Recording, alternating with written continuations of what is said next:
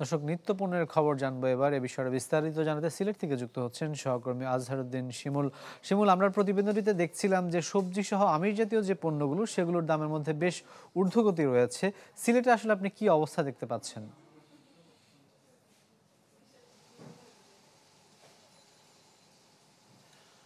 রাকিব, সিলেটেও আসলে দ্রব্যমূল্যের দামের কিন্তু ঊর্ধ্বগতি রয়েছে। আমরা সকাল থেকে বিভিন্ন যে বাজারগুলো রয়েছে সেগুলো দেখছিলাম। আমরা বিক্রেতারা জানিয়েছেন শুধুমাত্র আলুর দাম, সব পণ্য রয়েছে খাদ্যপণ্য, সেগুলোর দাম কিন্তু বেড়েছে। কালার এক্সপার্ট, জর্জ স্যাপ এবং মাইল্ড অন হ্যান্ডস টেকনোলজি সমৃদ্ধ অরিক্স ক্রিস্টাল ওয়াশ আপনার লন্ড্রি এক্সপার্ট।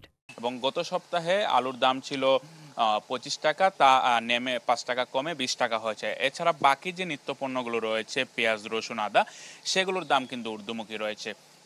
বিক্রেতারা জানিয়েছেন গত সপ্তাহে তারা পেঁয়াজ আসলে প্রতি কেজি 65 টাকা বিক্রি করেছেন, কিন্তু আজকের যে বাজার দর তারা 70 টাকা কেজি আসলে বিক্রি করছেন। এবং যে এলসি রসুন রয়েছে গত সপ্তাহে 120 থেকে 125 ছিল, তা আজ 130 টাকা বিক্রি হচ্ছে। একই সাথে আদার দাম বেড়েছে। গত সপ্তাহে আদার দাম যেখানে 180 টাকা ছিল, আজ 20 টাকা বেড়ে তা 200 টাকায় বিক্রি হচ্ছে। এছাড়া কুলা চিনির দামও বেড়েছে বলে আমাদেরকে ব্যবসায়ীরা জানিয়েছেন। তাছাড়া যে চিনিগুড়া চাল রয়েছে বা অন্যান্য চাল রয়েছে সেগুলোর দামও বেড়েছে। এছাড়া সিলেটে কিন্তু দীর্ঘদিন ধরে যে ডিমের দাম তা কিন্তু বেড়েই চলছে।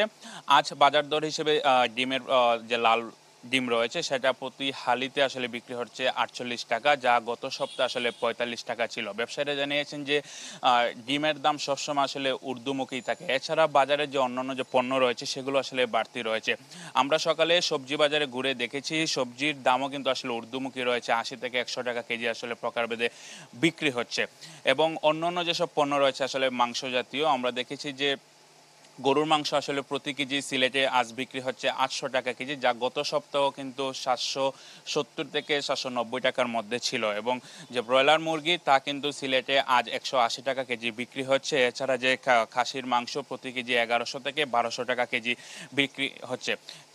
ক্রেতাদের সাথে আমরা কথা বলেছি, ক্রেতারা বলেছেন যেভাবে আসলে প্রতিদিনই কিন্তু আসলে তারা হিমশিম খাচ্ছেন এবং বাজারে গেলেই কিন্তু তারা দেখছেন যে গতকাল আসলে যে দামে তারা কিনেছেন পরদিন কিন্তু দামটি বেড়ে যায়।